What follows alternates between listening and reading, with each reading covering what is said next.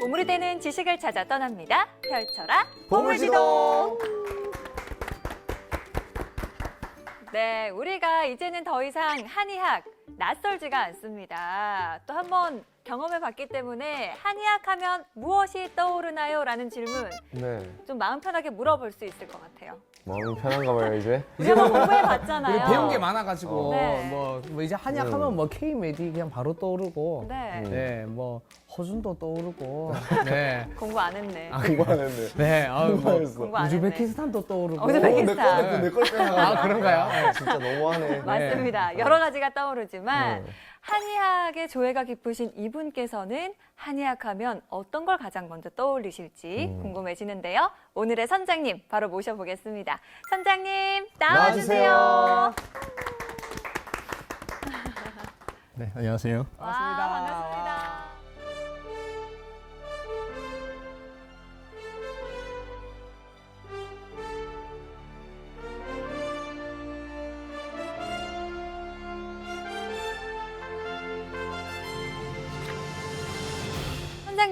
선장님께서는 한의학에 오랫동안 몸을 담으셨잖아요. 네, 그래서 더 궁금해집니다. 선장님께서는 과연 한의학 하면 어떤 걸 가장 먼저 떠올리실지.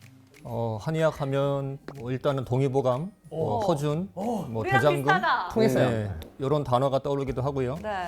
또 한편은 뭐 한의원에 가서 침 맞는 거, 아니면은 사극에서 보신 것처럼 막 한약을 따려가지고 그걸 마신다든지, 뭐 이런 것들도 떠오르고요. 사약. 우리랑 비슷한데요? 비슷해.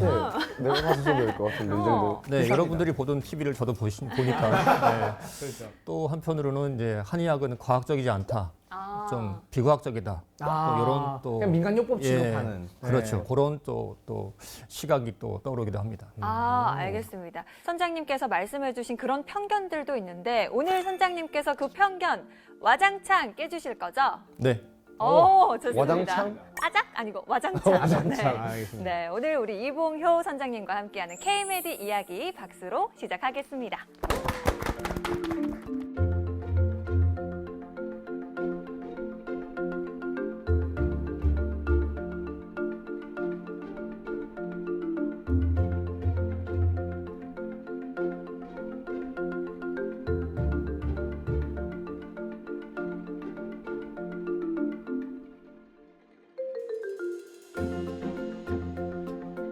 먼저 제가 전공하는 분야가 경락하고 경혈인데 경락이 뭐냐면 기 에너지.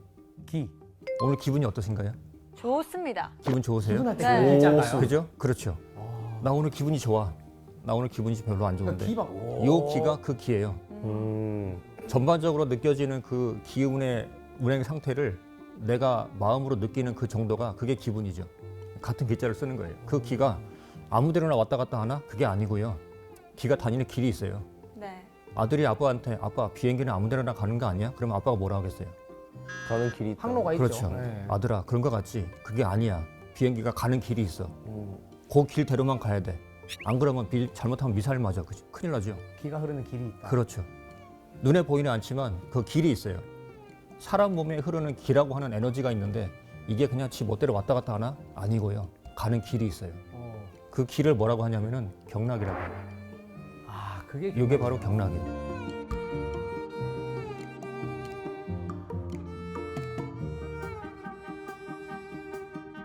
그럼 저 길은 사람마다 비슷해요? 거의 다 똑같아요. 경락이 거의 다 그렇죠. 똑같다. 동서고금을 막론하고 애나 어른이나 동양이든 서양이든 다 똑같아요. 그러면 경락 마사지라고 하면 그 기가 그렇죠. 흐르는 길을 마사지 해준다는 그렇죠. 말이에요. 아. 그래서 사람 몸에 보면은 이렇게 앞쪽, 옆쪽, 뒤쪽 사람 몸이 입체이기 때문에 네. 온몸을 다 삥 둘러서 이렇게 경락이라고 하는 기가 다니는 루트가 있어요. 네. 반드시 그 루트대로만 가야 돼요. 버스를 탔는데 이거 끝나고 집에 가실 거잖아요. 네. 요 앞에서 몇 번 버스를 타면 그거는 반드시 요 루트대로만 가야 돼요. 그렇죠. 네. 벗어나면 손님들이 동물차. 항의해요. 왜 일로 가는데? 그죠? 그렇죠. 그렇죠. 반드시 가야 되는 길이 있어요. 각 경락마다 가야 되는 길이 있습니다. 그게 기원전 몇천 년 전에 이미 다 제시가 되어 있어요. 그래서 여기 보시면 선이 있고 각 선 위에 이렇게 점이 찍어져 있는데요. 선이 뭐냐면 경락이고 요 선 위에 꾹꾹꾹 점 찍어 놓은 게 경혈이에요. 경혈이 뭐냐면은 간이역 같은 건가요? 그렇죠. 오. 경락은 버스가 다니는 루트고요. 가다가 버스가 중간에 뭘 하죠? 정류장. 정거장 가면서 서요. 네. 그러면 정거장가 서면은 무슨 일이 생겨요? 사람이 누가 문이 다닙니다. 열리고 사람들이 타고 내리고 막 그래요. 네. 그러면 버스가 가다가 중간중간 서는 정거장이 경혈점이고요. 우리가 흔히 혈자리라고 부르는 것이 경혈점이에요. 네. 경락 선상에 분포되어 있어요. 오. 정거장에서 버스를 기다리는 사람들이 뭐겠어요? 기예요. 기 에너지. 요 경락 선상에는 어디든지 기가 흘러다니는데 어디가 경혈점을 정확하게 찾아서 건드렸을 때 더 많은 기를 건드릴 수 있어요. 그러면은 경락 중에서도 경혈을 눌러야 더 효과가 그렇죠. 있는 거예요? 그래서 경혈점을 정확하게 찾아서 건드리는 게 그 한의사의 실력이죠. 아, 그 점을 찾아서 부셔야 되는구나. 그렇죠. 파괴시키자. 경혈을 파괴하자. 아, 파괴하는 게 아니라 건드리는 거예요. 네. 작은 파괴하면 안 돼요. 알겠습니다. 정류소 부수지 마세요. 네. 너무 많이 모여 있으면 흩어지고 또 너무 천천히 가면 빨리 하라고 테크닉을 써가지고 빨리 보내지고 이렇게 하는 게 침치료입니다. 그러면은 궁금한 게 한의사분들은 경혈점을 만져보면 이 사람이 뭉치거나 이런 게 경혈에서 느껴지는 거예요? 경혈을 만져봤을 때 아, 이 사람이 지금 어디가 아파서 나한테 왔는데 이 사람 아픈 거하고 요 경혈점하고 관련이 있구나 없구나 하는 거를 대충 알 수가 아, 있어요. 연관성을 알 수가 있다. 그렇죠. 오.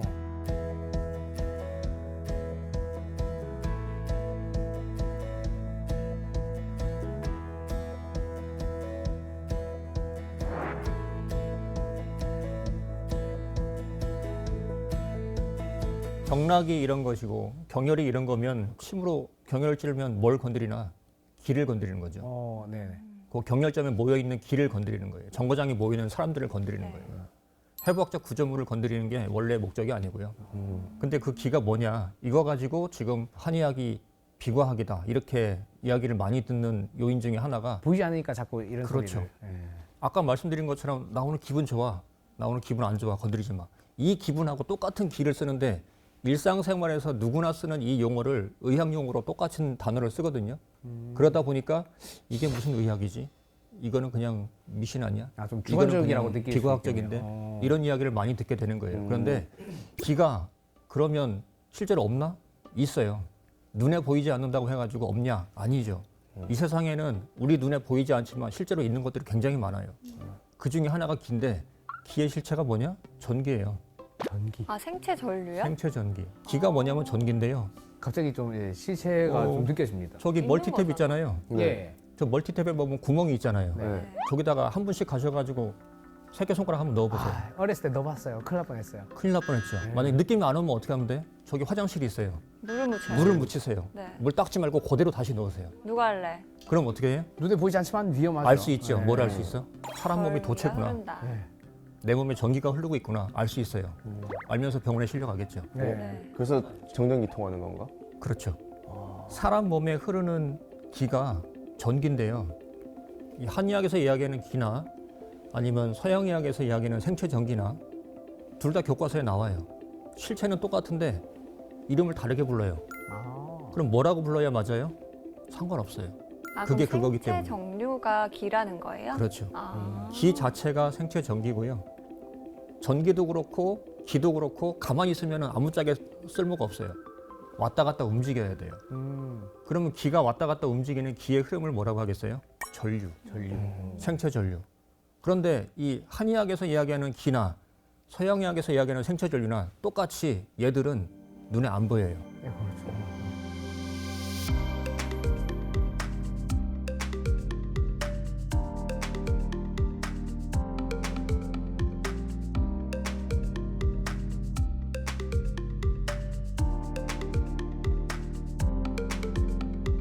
참고로 말씀드리면 이 선, 경락이 몇 개가 있냐면 20개가 있어요. 20개밖에 없어요? 모든 사람 몸에는 경락선이 20개 선이 있어요. 큰 줄기를 말하는 거죠. 그렇죠.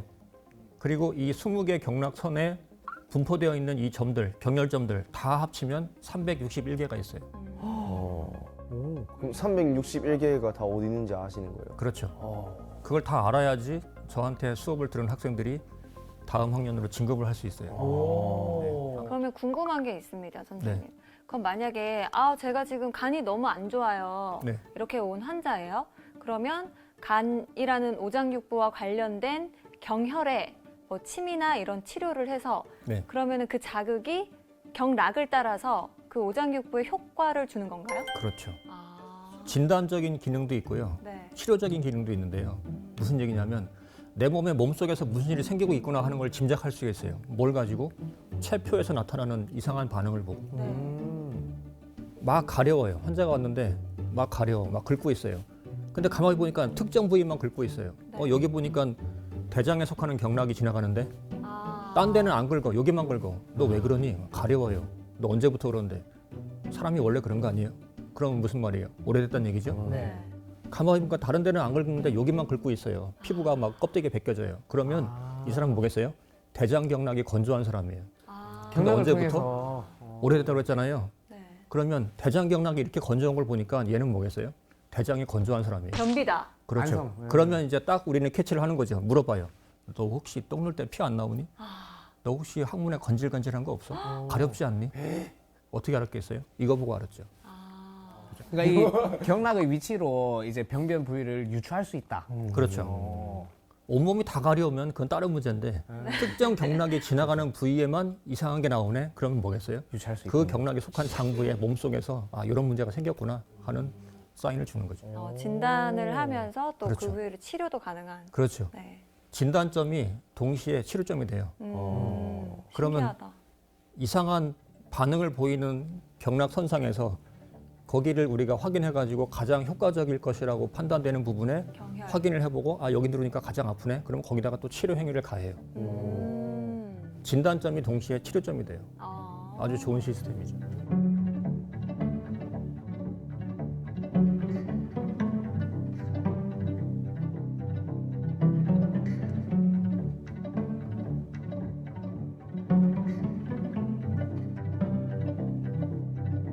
사람 몸에 전기가 흐른다고 했잖아요. 네. 네. 침을 찔러가지고 건드리는 게 기를 건드리는데 그 기가 전기라고 했잖아요. 네. 그럼 만약에 이 환자한테 침을 놨어. 타이머를 맞췄어. 아, 이 환자 내 친구 엄마인데 좀 잘해주고 싶어. 근데 환자 보니까 체격이 아주 좋아. 자극을 좀 세게 해줘도 환자가 충분히 받아낼 수 있을 것 같아요. 그럼 뭐 하겠어요? 이 환자의 몸에다가 침을 찔렀는데 이 침을 가만 놔두는 게 아니라 테크닉을 써요. 옆에 환자들이 나는 왜 안 해주고 그 사람한테만 자꾸 있어요? 그러면 알았어요, 갈게요 해놓고 뭐 하겠어요? 전기를 걸어요. 아, 자극을 더 세게. 그걸로 자극을 줄 수 있군요. 그렇죠. 더 센 자극을 가하기 위해서 침 놓고 전기를 흘려요. 이런 경우도 있고요. 또 전침을 우리가 이제 침 놓고 전기를 흘리는 거를 줄여서 전침이라고 말을 하는데 네. 이 전침을 많이 쓰는 경우가 이렇게 강자극을 주기 위해서 쓰는 경우도 있고요. 또 하나는 이제 마비된 쪽에 예를 들어서 다쳤거나 아니면 뭐 중풍 같은 경우 한쪽 팔다리가 마비되는 경우 있죠. 네. 그럴 때 재활운동 치료도 하시지만 이런 분들이 병원이나 한의원 같은 데서 침 맞을 때 마비된 쪽에다가 전기를 흘려요.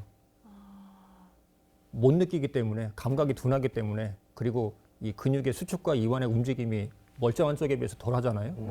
더 강한 자극을 흘려요. 재활 치료에 도움을 되기 위해서.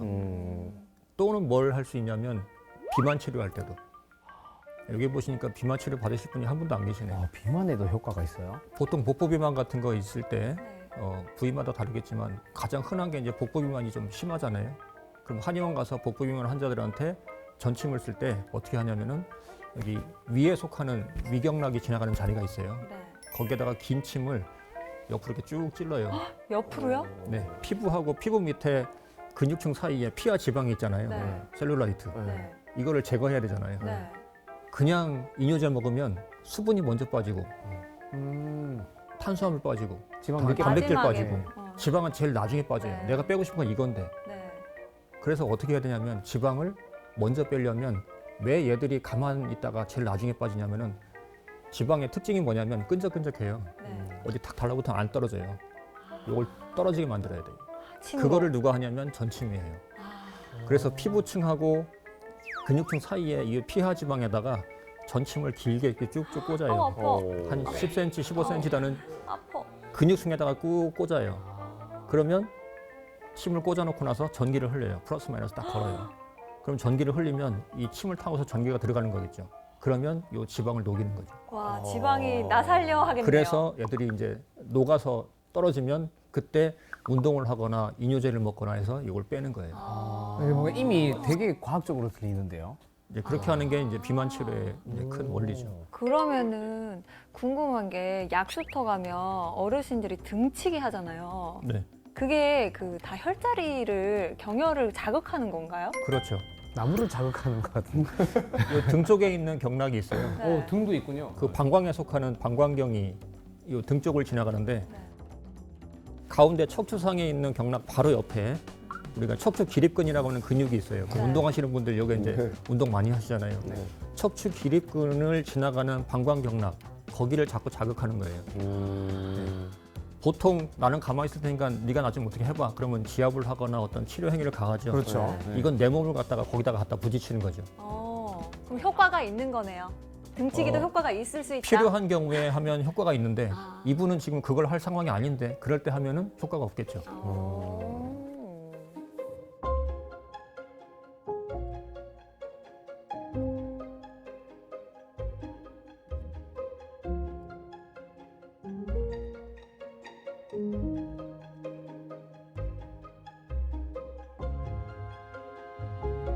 이거는 이제 팔다리에 침 맞았을 때 또는 몸통에 침 맞았을 때 뇌에다가 영향을 줄 수 있다는 걸 보여주는 하나의 예인데 뇌를 MRI 사진을 찍은 건데 여기 보시면 이제 뇌에 이렇게 양성 종양이 생겼어요. 사람 몸은 대칭이 돼야 돼요.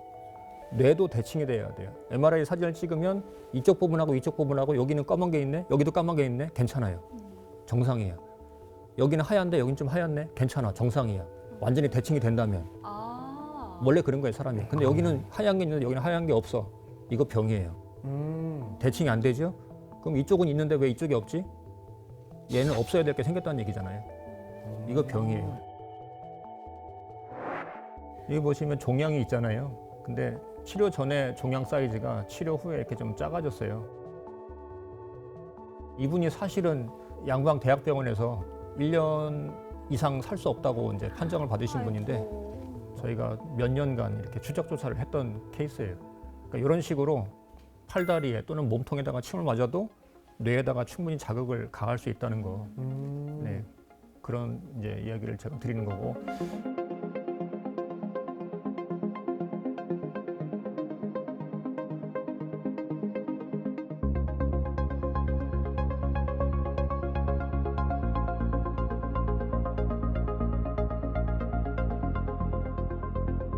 자, 그러면 제가 하는 것들이 이제 이렇게 어느 경락, 어느 경혈을 건드리는 것이 가장 이 환자한테 좋을까? 요거를 제가 전공을 하고 있고 제가 한의대 학생들한테 가르치고 시험 보고 너 못 외웠어 똑바로 해 이렇게 시키는 게 이제 이런 것들인데 요걸 가지고 제가 뭘 하고 있냐면 마약 중독에 침 맞으면 효과가 있을까? 있으면 왜 있지? 없으면 왜 없지? 이거를 이제 연구를 하고 있는데 궁금해요. 마약 중독과 침이 연관이 가능하나요? 예, 굉장히 이거 하는 분들이 드문데 예, 제가 이걸 지금 한 20년 가까이 해오고 있습니다. 저 그러면 침으로 기분을 어느 정도 조절할 수도 있다는 말인가요? 그것도 가능합니다. 예, 약도 있고 침도 있어요. 머리에서부터 발가락까지 온몸을 다 경락과 경혈이 덮고 있어요. 근데 그 중에서 제가 이 마약 중독 침 치료 연구하는데 주로 쓰는 경혈들은 어디 있냐면 요 팔에 있어요. 손목? 예, 팔에 있는 경혈 중에서도 심장 경락에 심경에 속하는 혈을 주로 써요. 아니면 그 반대편에 소장에 속하는 이 시소의 반대편이 되는데요. 심경하고 소장경이 기능적으로 이제 시소 관계에 있어요. 그래서 심경 아니면 소장경을 주로 쓰는데 이 손목에 있는 이 혈들이 해본 것 중에서는 효과가 그래도 괜찮은 편이에요. 그러니까 마약과 관련된 실험을 할 때 말씀하시는 거죠? 맞습니다. 어, 마약 중독 모델을 네. 사람하고 똑같이 자기가 먹고 싶어서 자꾸 먹다 보니까 이거 중독됐네 이렇게 만들어요. 실험 동물을. 그래 놓고 오늘은 마약 먹으러 들어갈 때 침 맞고 들어가. 그럼 어제까지 요만큼 먹었던 시간당 10번을 먹었으면 오늘 침 맞고 들어가면 얘가 오늘은 적게 먹을 수 있을까? 이걸 연구하는 거죠. 만약에 적게 먹으면 왜 그렇지? 뇌에서 어떤 신경 전달의 변화가 생겼나? 이런 것들을 연구를 하는 거죠.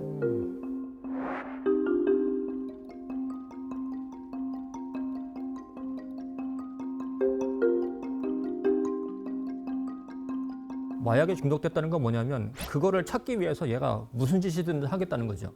이걸 또 먹기 위해서는 엄마 아빠 필요 없고 내가 할 일이 있는데 할 일 필요 없고 무조건 이 뿅 가는 느낌을 얻기 위해서 나는 뭘 해야 되나? 이거밖에 오히려 관심이 없어요. 미쳤죠? 아니, 어떤 분이 말씀하시기에 그 마약에 중독된 상태가 급동, 급응가의 맞습니다. 상태랑 같대요. 너무 그러니까 급해서. 지금 너무 급한 그게 신호가 오면 그렇죠. 다 비켜 하고 지금 가야 되잖아요. 그렇죠. 이거를 뿅 가는 느낌을 얻기 위해서는 무슨 돈을 써도 되고 사람을 찌르든지 뭘 하든지 상관없어요. 요것만 하면은. 극단적이네요. 진짜. 그러니까 완전히 미친 거죠. 판단을 잃어버려요. 자기 스스로 통제를 할 수가 없어요. 이게 이제 마약에 중독된 경우에 뇌에서 일어나는 변화인데 그러면 침 맞으면 이 뇌에서도 반응이 바뀌나? 바뀝니다. 왜 팔다리에 침 맞았는데 뇌가 바뀌지? 손을 못 쓰게 침을 놔버리나?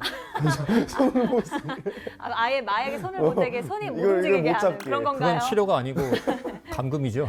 네, 물론 그렇게 치료하는 경우도 물론 필요한 경우에는 해야 될 수도 있겠지만 네. 제가 말씀드리는 거는 우리 몸에 보면 신경이 있잖아요. 네. 침이 건드리는 게 기라고 했는데 기가 전기라고 그랬잖아요. 네. 사람 몸에서 전기가 흘러다니는 루트가 어디겠어요? 신경계. 신경이거든요. 팔다리에다가 침 맞았는데 왜 뇌에서 변화를 일으킬까? 경혈점에다가 침을 놓고 나면 침 자극이 신경을 타고서 뇌로 가는데 중간에 척수신경을 타고 가요. 팔다리에서 척수를 거쳐가지고 뇌로 들어가요. 아 그러니까 이게 말초에 자극을 줘서 중추로 가는 거군요. 그렇죠. 아, 마약에 중독된 이 실험 동물들을 보면 뇌에서 정상적으로 일어나야 되는 신경 전달이 깨져가지고 얘는 왜 이렇게 항진돼 있지? 얘는 왜 죽어 있지? 이런 게 생겨요. 얘가 얘를 억제성 신경이 흥분성 신경을 갖다가 이렇게 붙잡아야 되는데 브레이크가 안 걸려요. 그럼 브레이크 안 걸리면 이제 가다가 사고 나잖아요. 네. 오로지 이거에 미쳐가지고 내 스스로 통제가 안 되는 그런 동물들한테서 보면 그 억제성 신경의 기능이 죽어 있고요. 흥분성 신경이 오버돼가지고 그러니까 얘는 이거에 미쳐가지고 아무것도 안 보이는 거죠. 아, 도파민만 막 나오는 거. 오 도파민 예 야. 최고. 도파민 중독자들 여기 많습니다. 물론 길 가다가 돈 줬으면 기분 좋고 그럴 때도 도파민 나와요. 뭐 그럴 수 있어요. 하지만 약 먹어서 생기는 도파민은 이 세상에서 그만한 쾌감을 주는 도파민 흥분이 그렇게 별로 없어요. 그러니까 이거를 또 얻기 위해서 뭐든지 할 수 있는 거죠. 그럴 때 팔다리에 침 맞으면 척수를 통해서 뇌로 전달됐다가 뇌에서 불균형이 초래된 신경 전달의 요 역학관계를 균형을 맞춰줘요. 억제성 신경을 강화시켜주고 지나치게 이제 업돼 있는 흥분성 신경을 가라앉혀주고 요게 이제 이때까지 제가 연구한 거를 가지고 말씀드리면 침 치료가 뇌에서 하는 일이에요. 마약 중독 상태에서.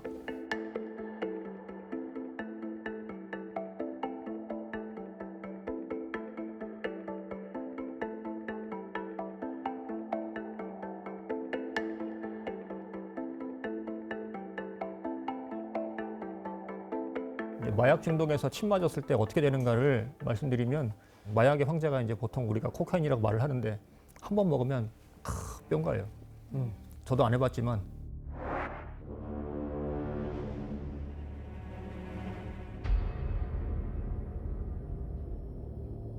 쥐한테 실험동물한테 마약을 코카인을 딱 먹이면 이런 식으로 아, 미안해. 자가투여 장치에다가 실험동물을 넣어놓고 요 레버를 누를 때마다 코카인이 쇽쇽 들어가게 만들어 놓으면 얘가 기분 좋으니까 얘들도 우리처럼 뭔가 기분 좋은 행동을 할 거 아니에요. 네. 어떤 행동이에요? 제일 많이 하는 게 뭐냐면 요 벽이 있죠. 네. 실험 장치 안에 벽에다가 얼굴을 막 비벼요.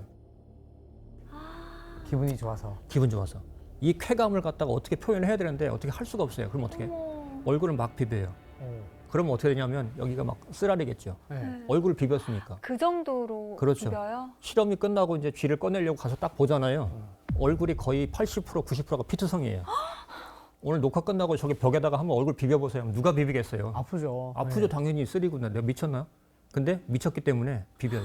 아픈 줄도 모르고 그냥 행복해서 그렇죠. 그냥. 그리고 실험이 끝나면 너무나 쓰라리고 아프니까 가만히 있어요. 아, 아픈데. 불쌍해. 내가 이걸 왜 했을까? 근데 내일 저기 들어가면 또 해요.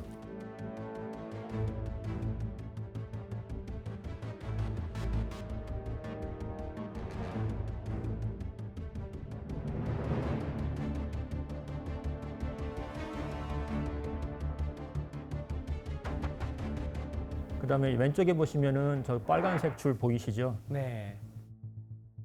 코카인을 먹었을 때 기분 좋으니까 얘가 정해진 구역 안에서 막 그렇게 막 화닥닥거리면서 막 움직이는데 이 움직이는 정도를 비디오 카메라로 찍어가지고 요걸 다 저렇게 빨간 줄로 표시를 해놓은 거예요. 근데 예, 침 맞으면 빨간 줄이 좀 옅어졌죠. 네. 얘가 좀 어느 정도 진정이 됐구나 하는 뜻이에요. 자, 이런 식으로 코카인을 먹었을 때 흥분되는 거를 이제 침을 맞으면 침이 코카인의 흥분성을 가라앉힌다는 거고요. 또 막 기분 좋으니까 애들이 막 화닥닥 움직이거든요. 이 움직이는 게 이제 좀 가라앉는 거죠.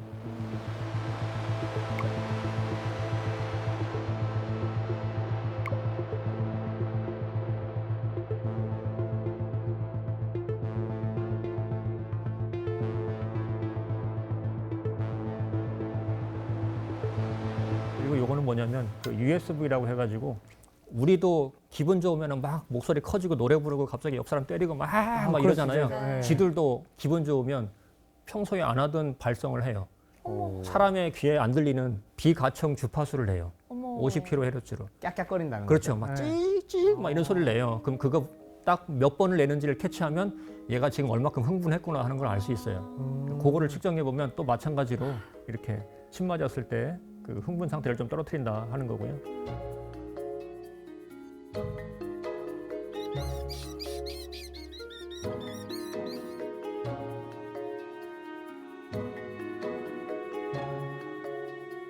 막 열심히 먹고 있는 걸 갖다가 한 2주나 3주 정도를 트레이닝을 시킨 다음에 아, 요거 누르니까 뿅 가는구나 하는 거를 자가투여를 애들이 인식을 하게 만들고 나서 확실히 얘는 중독됐네? 그러면 일주일 동안 금단을 시켜요. 네. 어떻게 하냐면 이제 코카인 대신에 생리식염수를 바꿔치기를 해요. 아. 그럼 눌러도 뿅 가는 게 없으니까 네. 이제 안 되네 하면서 애들이 엎드려 자요 그냥 거기 들어가면. 그랬을 때 일주일 뒤에 금단 기간을 거치고 나서 우리가 다시 자가투여 실험 장치에 넣을 때 인위적으로 우리가 한 번에 주사기를 확 밀어줘요. 그러면 이제 또 누르면 나오는 줄 알고 또 열심히 눌러요. 아 진짜요? 그래가지고 얼만큼 누르는가 요걸 가지고 얘가 금단 중에 다시 마약을 했을 때 재발에 빠질 위험이 얼마나 되는가를 판단해요. 그 마약을 다시 시도하는 걸 그렇게 그렇죠. 실험을 하는군요. 근데 수치화하려면 그 그렇죠. 숫자를 세는 거군요. 눌러봤자 생리식염수기 때문에 뿅 가는 건 없지만 들어갈 때 한 번 중간만 가지고 누르면 또 나오는 줄 알고 얘는 막 갈망을 하는 거예요. 그 갈망하는 수치가 이제 요 그래프고요. 그거를 이제 침을 맞으면 이 침이 갈망의 정도를 좀 떨어뜨릴 수 있다 하는 거고요. 아.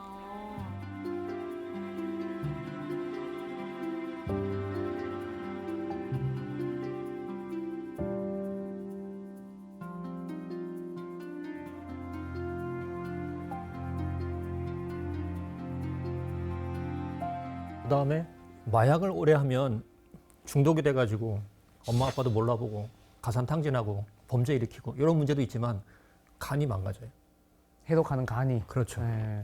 마약이 우리가 외부에서 어떤 음식이나 물질을 투입을 했을 때 독성이 있는 물질들이 있잖아요. 그런 게 몸 안에 들어가면 간이 해독을 해줘야지 그 다음에 소화기능이 이제 기능이 일어나죠. 근데 이 마약을 먹으면 얘가 또 독성이 세기 때문에 간을 망가뜨려요.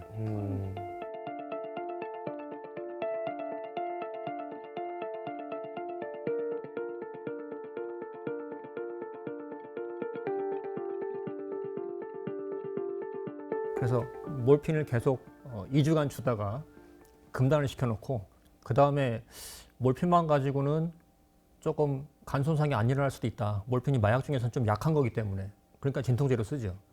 그래서 몰핀을 하다가 금단시켰을 때 여기다가 다른 뭔가가 촉발제, 스파크를 터트리는 걸 좀 줘보면 좋겠다. 그래가지고 이제 저희 대학의 그 조직학 교수님한테 저희가 상의를 해가지고 뭘 줬냐면 요 아세트아미노펜이라고 하는 걸 줬어요. 그게 뭐냐면 우리가 이제 흔히 소염 진통제로 많이 쓰는 그 약물들 있죠. 그 약물의 주성분이에요. 거기 보면 진통제 우리가 가장 많이 먹는 그 진통제에 보면 하루에 몇 알 이상 먹지 마세요. 하루 복용량 얼마 이하 딱 제한해놨어요. 그 하루 권장량의 50배를 줬어요. 그랬을 때 정상적인 간세포 조직이 이렇게 망가져요. 제일 위에 있는 게 정상인데 D번 보시면 위에서 네 번째 이게 가장 심각하게 간이 망가진 경우거든요. 여기 보시면 중간에 정맥이 없는데 구멍이 뻥뻥 비어 있는 거 있고요. 네. 세포 사이에 간격이 좀 많이 떨어져 있죠. 네. 간이 망가졌다는 뜻이에요. 그리고 오른쪽에 회색 그 베이지색으로 염색된 거 보시면은 정상적인 이제 조직이랑 많이 다르죠. 색깔이 네. 진하죠. 간이 망가졌다는 뜻이에요. 요 밑에 있는 거 E, F, G, H가 침 맞은 그룹들인데 그 중에서 이제 F 그룹이 가장 몰핀에 의해서 간 손상 일으키는 거를 좀 많이 억제를 했다 하는 뜻이고요.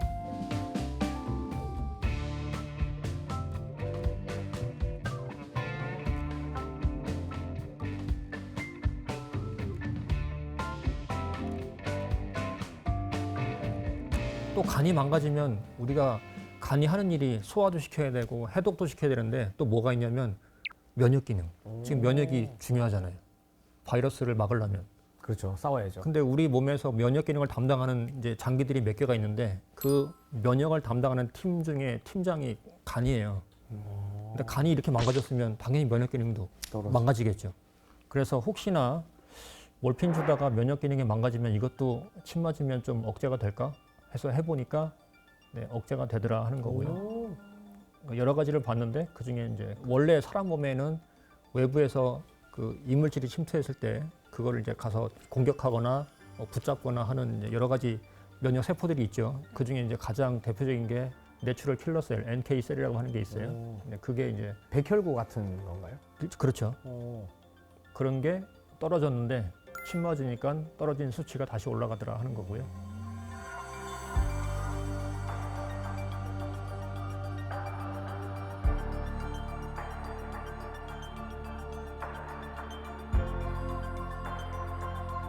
제가 주로 하는 게 내성이에요.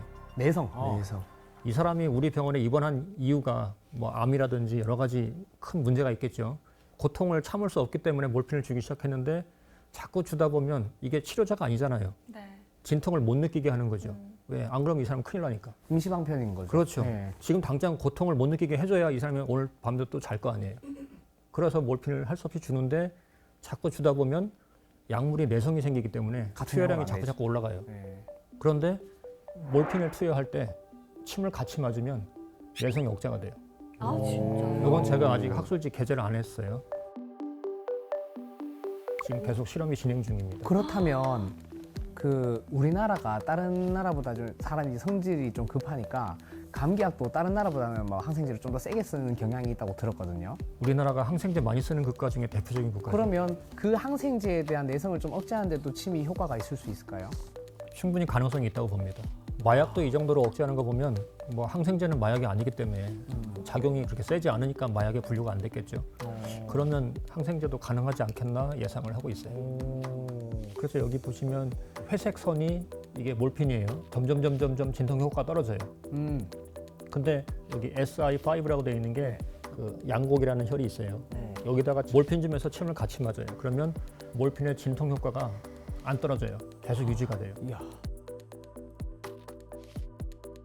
너무 그러면 신기하다. 이제 이 그룹은 투여량을 증가시킬 필요가 없겠죠. 일정량으로 계속 할 수 있네요. 그렇죠. 오.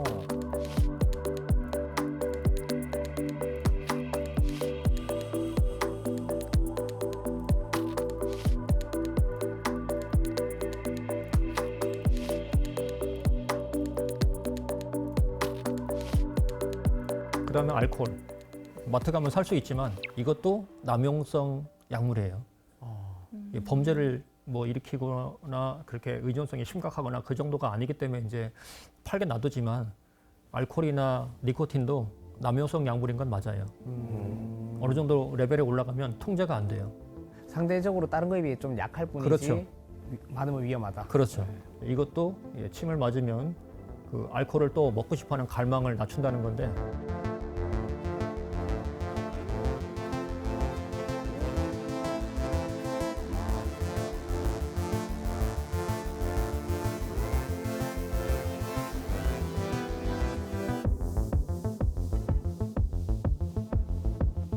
그 한의원에 가시면 청소년들 금연침 하는 거 혹시 아시나요? 금연침. 네. 어, 담배 피고 싶은데 아 선생님한테 걸리면 안 되고 이거 피고 싶은데 피면 안 되는데 어떡하지? 이런 애들 그런 것처럼 금주침도 있어요. 식욕 억제침도 있고요. 묻지마 먹어 있잖아요. 섭식장애. 네. 너 왜 먹어? 몰라 묻지마 그냥 먹어. 이거 병이거든요. 어. 이런 것들도 나다. 나도 모르게 통제할 수 없는 그 식욕에 대한 그 네. 주체할 수 없는 식욕을 억제하는 침도 있어요. 그러니까 이런 식으로 놔주세요, 네? 선생님. 필요 없을 것 같은데. 침을 안 가져왔어요. 자, 이런 식으로 이제 알코올에 대한 갈망도 침이 억제할 수 있다는 거고요.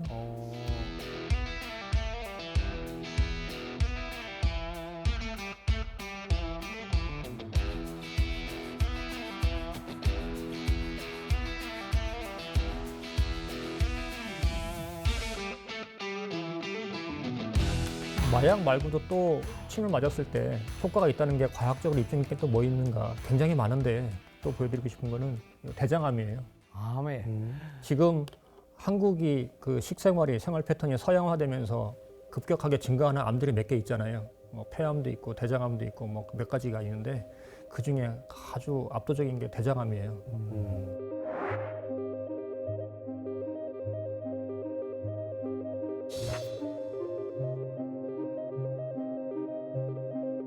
그래서 대장암 환자들한테 혹시 침 맞으면 효과가 있을까? 이걸 이제 실험을 한번 해본 거예요. 옛날에 제가 방광암 환자를 한번 본 적이 있어가지고 그래서 저랑 같이 공동 연구를 했던 디지스트라고 하는 기관이 있어요. 네, 디지스트. 대구에 있는 디지스트 교수님 한 분이 찾아와가지고 저한테 제 얘기 좀 들어보세요. 처음 봤는데 뭔데요? 자기가 침을 획기적으로 개선을 시켰대요. 어떻게 했는데요? 침 표면에다가 나노 입자 사이즈의 이 반구, 화성 분화구 같은 반구를 막 뚫어놨어요. 그거 왜 했어요? 이렇게 하면 침 표면적이 20배 이상 증강돼요. 라고 말을 하는데 저는 침 표면적 증강되는 건 관심이 없고 뭘 해야 되냐? 전기 전도도. 왜? 더 잘 통하는지. 전기를 건드려야 되기 때문에 얘한테 무슨 짓을 했든지 간에 결과적으로 얘는 뭘 해야 되냐면 경혈에다가 침을 찔렀을 때 생체 전기를 조절하는 능력이 탁월해야 돼요. 똑같은 테크닉을 썼을 때. 그래야지 침 효과가 증강될 거라고 저는 믿기 때문에. 그래서 표면적 필요 없고 저기 교수님 이렇게 하면 똑같은 전기를 흘렸을 때 전기 전도도가 더 올라가나요? 그랬더니 이분이 하는 말이 당연하죠. 그러면 그래서 효과가 해봤어요. 그래서 알코올 중독을 해보니까 효과가 있어요. 있는 거예요. 와, 소름 끼쳤다. 질을 마취시킨 다음에 똑같은 자리에 침을 찔렀는데 그냥 침을 쓰는 거에 비해서 요 새롭게 만든 요 침을 쓰니까 침을 놨을 때 신경이 흥분하는 게 훨씬 더 올라가는 거예요. 여기 효과 좋겠다 해서 알코올 중독 외에 다른 거에다가 또 뭘 해볼까요 했더니만 혹시 우리 암 한번 해볼까요 해가지고 암을 한 거예요. 발암물질을 투입하고 나서 3주를 놔두면 암이 생겨요. 네. 그러면 얘를 갖다가 계속 놔두면 암이 자라겠죠. 언젠간 죽겠죠. 3주 뒤에 암이 생겼는데 얘한테 4주 동안 계속 침을 놨어요. 매일매일 침을 놨어요. 침 맞은 애들하고 안 맞은 애들하고 비교하니까 침 안 맞은 애들은 암이 이만큼 자랐는데 침 맞은 애들은 진행이 없게 됐어요. 그래서 요거를 학술지에 게재를 하고 나서 이게 종양 분야 학술지 다 싸그리 모았을 때 가장 많이 구독된 그 학술지 100개인가 이거에 선정이 됐어요. 전 세계에서. 그래가지고 저희가 기분이 너무 좋아가지고 우리 다른 건 뭐 해볼까요? 했더니 이분이 하는 말이 침이 건드리는 게 전기라며. 그렇죠. 그러면 자기가 또 아이디어가 있대요. 뭔데요? 그랬더니 이 나노 사이즈의 반구를 뚫었잖아요. 네. 여기에다가 이 지구상에 존재하는 물질 중에 전기 전도도가 가장 높은 물질 뭐게요? 금, 은, 백금 이런 거 있죠. 네. 이제 금을 쑤셔 넣나요? 자기가 이런 걸 갖다가 방구에다가 그걸 자기가 도배를 하겠대. 그래서 이거 한번 해보재. 해봤어요. 효과가 더 좋아요. 이야. 그래서 저는 그러면 이제 더 비싸지겠네요. 그거를 상용화하면 이제 침 맞는 저 비용이 좀 올라가겠죠. 그럼 돈 없으면 침도 못 맞겠는데요? 건강보험이 있잖아요. 와.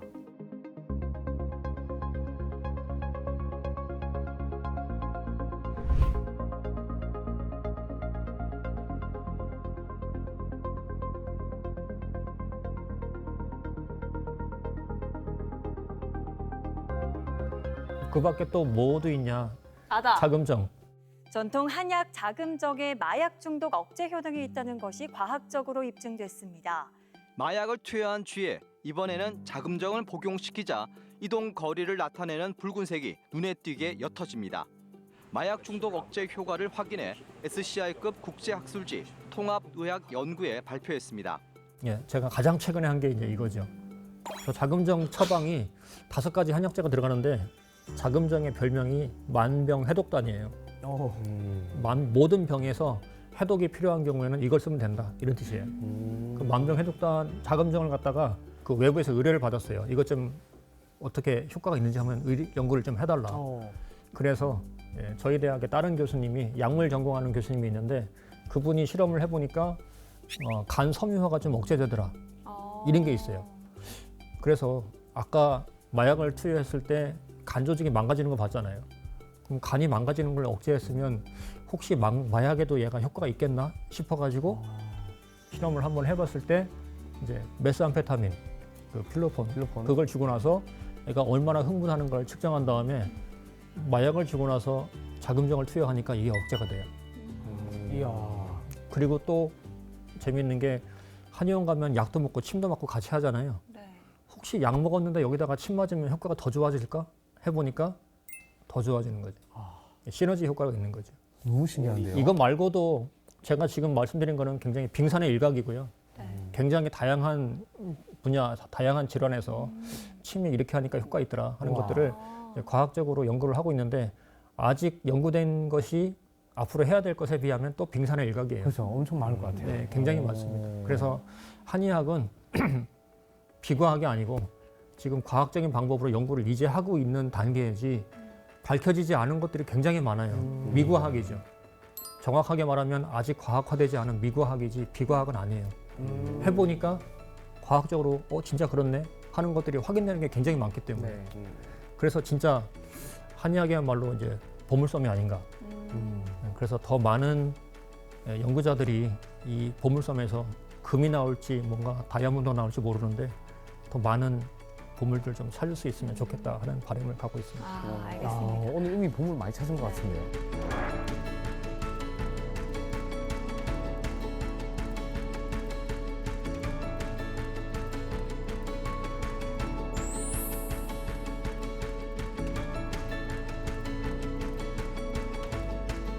앞으로 더 바빠지실 것 같아요, 선장님께서. 하실 일이 많으실 것 같다는 생각이 드는데 보면서 저는 또 궁금했던 게 특히 마약 치료에 관해서 한의학 이야기를 해주셨잖아요. 그러면 약물 말고요. 왜 도박이라든지 그렇죠. 이런 행위 행위 중독. 중독이 있잖아요. 그렇죠. 행위 중독도 침 치료가 가능할까요? 가능성은 있다고 봅니다. 아직 안 해봐서 모르겠는데 저 실험에 참여하겠습니다. 네? 아니 저는 중독된 게 많아요. 저도 많아요. 그러세요? 여기 보시는 분들 아마 다 마약, 네. 다 누구나 마약이 어느 아니고 정도 예. 뭐 핸드폰 중독 이런 거 있을 거예요. 맞습니다. 손에 뭔가 들려지지 있지 않으면 뭔가 불안하시죠. 네. 그죠? 엄지 손가락에 뭔가를 터치를 해야 되는데 안 하면 계속 허전합니다. 불안하죠. 네. 너무 불편해요. 지금 종이가 있는데. 휴대폰이 있어야 되는데. 그렇죠. 일단은 마약 중독이든 행위 중독이든 간에 출발점부터 종착지까지 모든 게 똑같지는 않아요. 출발점을 다를 수도 있고 중간 과정 루트가 다를 수도 있지만 종점은 똑같아요. 결과적으로 그 NAC 거기 도파민 신경을 흥분시킨다는 거 그거는 똑같아요. 그래서 이 과정에서 어느 정도 그렇겠다. 언밸런스나 네. 비정상을 정상화시키는 게 보였기 때문에 행위 중독도 결국에는 이 길로 종착지가 가기 때문에 이게 효과가 있으면 행위 중독 때도 좀 해볼 필요가 있지 않을까? 가능성이 있지 않나? 이렇게 생각하고 있어요. 또 연구 과제를 던져주시네요, 이렇게. 이 부분은 또 많은 분들이 궁금해하실 것 같은데 만약에 이게 뭐 만병통치는 아니겠지만 내가 지금 너무 다이어트 해야 되는데 식욕이 미친 듯이 오른다. 그러면 이 식욕을 좀 억제해줄 수 있는 혈제례 이런 건 없나요? 여러 가지가 있는데요. 네. 환자들의 체질이나 아니면 체형이나 어떤 과정을 거쳤는가에 따라서 처방이 똑같지가 않아요. 하지만 일반적으로 공통적으로 요런 자리는 좀 괜찮다 네. 하는 자리가 있어요. 어딘가요? 그 중에 뭐냐면 통통한 체형, 네. 뭐 강호동 씨나 김구라 씨 같은 통통한 체형에 해당하는 분들이 있고 아니면 여기 계신 세 분처럼 이렇게 먹어도 안 찌는 마른 체형. 통통하신 분들의 그런 묻지마 먹어가 있으면 보통 어딜 쓰냐면은 여기 족삼리라고 하는 자리가 있어요. 독삼. 족삼리. 이제 발족자, 네. 수족할 때 족자고요. 네. 어디? 걔가 어디냐면 여기 그 뼈가 반쪽. 있죠. 네. 정강이. 정강이 뼈요? 정강이뼈. 정강이뼈의 바깥쪽에 보면 근육이 이렇게 지나가요. 네. 요 근육을 따라서 근육의 한가운데 능선이 있어요. 아, 네. 요 정강이뼈 바깥쪽에 있는 능선 따라서 쭉 올라오다 보면 정강뼈가 무릎 근처에 가면 바깥으로 꺾이기 시작해요. 네. 그죠? 네. 딱 꺾이기 시작하네? 그럼 스톱. 스톱. 그 자리. 여기를 세게 누르면 이렇게 통통하신 분들은 아프게 돼 있어요. 그 다음에 여기랑 같이 쓰면 좋은 자리가 어디냐면 여기 체했을 때 많이 들어오는 합곡이라는 맞아요. 자리가 있거든요. 합곡 유명하시죠? 네. 여기 소나귀 있잖아요. 네. 소나귀, 요 소나귀의 가운데 지점에다가 뭘 대냐면 요 엄지손가락 주름을 딱 대세요. 그래가지고 손등에다가 딱 포개세요. 딱 중간이 잡히네요. 그렇죠. 네. 여기서 손가락이 끝나네? 그럼 거기를 확 눌러보세요. 그러면 잘 체하는 사람이나 아니면 뭐 대변이 시원치 않은 사람들 하여튼 뱃속에서 위장에서 소화시키고 내려보내는 게 좀 잘 안 되네? 그러면 여기 들으면 아프게 돼 있어요. 지금 스튜디오에 있는 모든 사람들이 다 여기를 누르고 있습니다. 근데 우리 같은 이재석 씨나 이윤석 씨 같은 그 질 나쁜 돼지들은 더 좋은 자리가 따로 있어요. 오. 어디냐면은 정강뼈 안쪽, 안쪽. 뼈 뒤쪽 라인, 뼈랑 근육 사이를 네. 만지면서 쭉 올라오면 마찬가지로 무릎 가까이 가면 얘가 뒤로 꺾여요. 네. 그죠? 꺾이기 시작할 때 딱 스톱. 거기서 뼈랑 근육 사이를 꾹 쑤셔 보세요. 여기가 여기다. 더 좋아요. 아, 아, 네, 여기가 우와. 음릉천이라고 하는 자리인데 네. 이렇게 마른 체형 사람들한테 뭐가 많냐면 과식하시잖아요. 네. 네. 많이 먹고 나면 아 더부룩해 힘들어. 더부룩할 때. 한숨 자고 싶고 점심 먹고 나면 노곤하고 한숨 자고 싶고 이런 게 있어요. 아니면 차 타면 멀미 잘하는 사람. 저예요. 접니다. 이런 사람들한테 여길 누르면 아프게 돼 있어요. 또 아까 궁금한 거 하나는 네. 혈자리 막 이런 거 보면 영화에서 많이 나오잖아요. 타닥타닥타닥 하면 못 움직이잖아요. 실제로 가능한 이 거예요? 점혈을 하다니. 그게 이론상은 가능한데 네. 실제로 하기에는 사실상 불가능해요. 그걸 일단은 그게 어떤 현상인가를 말씀드리면 기의 순환을 마비시키는 거예요. 순간적으로. 네. 이론상 가능하다. 그렇죠. 네. 그게 뭐랑 똑같으냐면 밥 먹다가 탁 체했는데 떡 먹다가 체하면 위험한 상황이 생길 수도 있잖아요. 네. 네. 그런 것처럼 일종의 그런 현상이 아주 극단적으로 나타나는 현상을 인위적으로 유발하는 거죠. 점혈 탁탁. 그렇죠. 그런데 그게 이론상은 가능한데 예를 들어서 제가 정인욱 선수한테 물 위를 걸어보세요 그러면 뭐라 하겠어요? 그걸 어떻게 걸어? 물 빠지지 해요. 얘기죠. 근데 이론상은 가능할 수 있어요. 왜?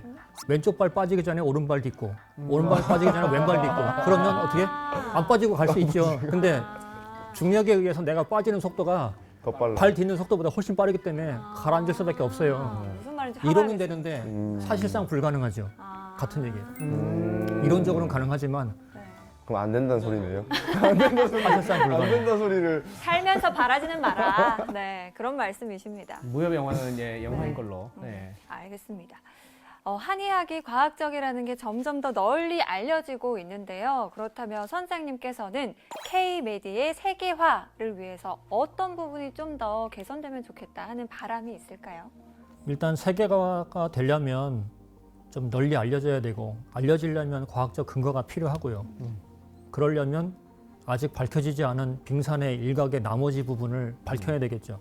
보물섬에서 찾지 못한 보물들을 캐내야 되는데 그러려면 더 많은 연구 인력과 더 많은 연구비와 많은 기간이 필요해요. 좀 그게 턱없이 부족하기 때문에 아직까지도 뭐 한의학은 과학이 아니니 뭐 이런 얘기를 많이 네. 듣고 있는 것 같아요. 그래서 이런 부분이 좀 많이 이루어지면 좋겠다.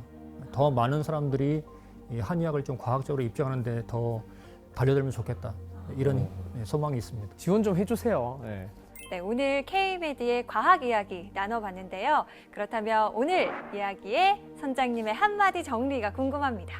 한의학은 이미 수천 년 전부터 임상시험을 해왔던 의학이라고 말씀드릴 수 있고 그 많은 그 사람을 대상으로 했던 시술 정보가 책을 통해서 경험을 통해서 전해지고 있는데 그게 지금 현대 의학이 추구하고 있는 그런 과학적인 방법으로 검증된 부분이 너무 부족하기 때문에 그래서 비과학이 아닌가 이런 얘기를 듣고 있는데요. 밝혀지지 않은 것이지 밝혀보니까 과학이 아니네 이런 얘기가 아닙니다.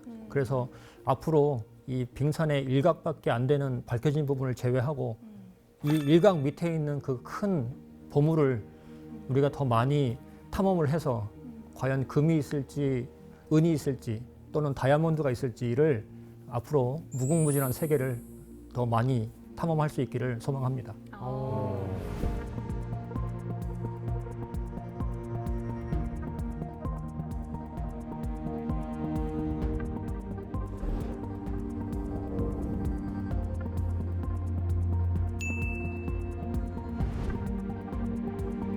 한의학이 앞으로 세계를 좀 많이 놀래키지 않을까 하는 기대도 가지게 되고요. 바람도 갖게 됩니다. 두 분은 오늘 침 하면 무서운 줄만 알았는데 생각이 좀 달라졌죠? 침은 무서운 줄 몰랐는데요. 대화가 안 되네, 대화가 안 돼. 아니 뭐그 선생님 말씀하신 대로 비과학이라고는 생각을 했는데 오늘 강연을 듣고 보니 과학적인 부분이 너무 많아가지고 그럼요. 이제는 과학적이다라고 생각해도 될 것 같아가지고 앞으로 좀 한의학의 도움을 많이 받고 싶다는 생각이 들었나요? 옷 벗고 실험하고 싶었다고. 아, 네. 다음 시간에 정인욱 씨 나체를 보여주고 피디님 베드 있나요 혹시? 네, 한의원을 가세요. 네, 몸을 알겠습니다. 맡기고 싶을 정도다. 우리 경아 씨는요? 사실 저도 그 한의학 뭐 비싸다 좋다 말만 듣고 이게 정말 과학적으로 입증된 것인지 사실 저도 의구심이 있었는데 오늘 빙산의 일각에 불과하지만 이것만으로도 정말 과학적이구나 사실 좀 생각이 많이 바뀌었습니다. 알겠습니다. 한의학이 오래된 편견을 깨고 과학 기술과 융합해서 그 우수성을 입증하고 있습니다. 한의학이 과학이라는 날개를 단 건데요. 이에 힘입어서 한의학 K-미디가 이 세계에서 더욱더 비상할 수 있기를 기대해 보도록 하겠습니다. 오늘의 지식항해는 여기까지고요. 다음에 또 흥미로운 주제로 찾아옵니다. 다음 주에도 찾아라 보물지도. 혈자리 놀라야지. 여기는.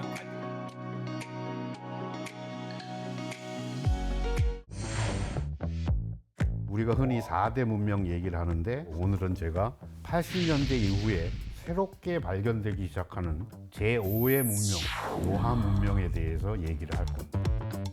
제5의 문명. 처음 듣는데요. 발굴하면 할수록 요하 문명은 시기적으로나 문화적으로나 황하 문명보다 빨라요. 그럼 중국 사람들 자존심 좀 상하겠는데요? 그렇죠. 세상에 없는 새로운 문명이 발견됐는데 아니 도대체 이게 누가 만든 걸까? 누가 만든 외계인도 거야? 아닐 거고 왜 우리는 여지껏 몰랐을까? 누가 숨긴 거 아니에요? 현재까지도 한국의 대학에서 요하 문명에 대해서 강좌는 전국에 하나밖에 없어요.